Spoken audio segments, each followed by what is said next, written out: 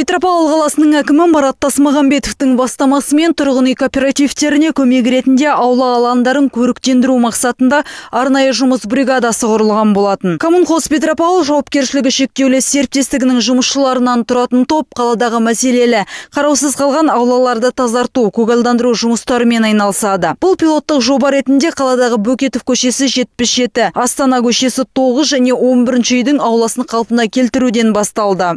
8 техника дейінсіз болды бізде мұнда. Группамызда бізде 25 адам бар. 25 адам бар. Оның ішінде де бір группа пильщики, ағаш кесетін адамдар, қалғандары жұмыскерлер. Солар түгелдері қазір істеп жатырмыз. Халық біздің қасымызға келіп, өте қуанып жатыр.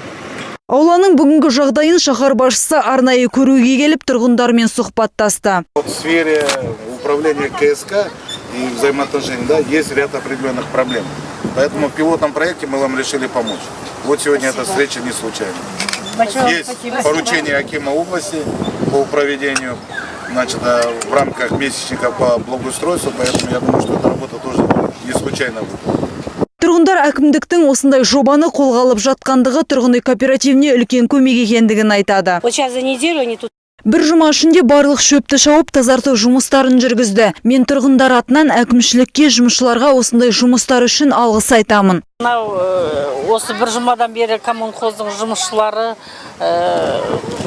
тазалап, дұрыстап берді ауламызды.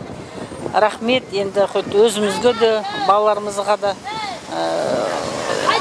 жақсылық условия создавать етті. Қала әкімі Марат Тасмағамбетов тұрғындарға аталмыш аулада футбол алаңы тұрғызылады деп уәде берді. Қалада осындай мәселелі аулалар саны 30 шақты. Бұл тұрғын үй аула маңдарында да көріктендіру жұмыстары жалғасатын болады.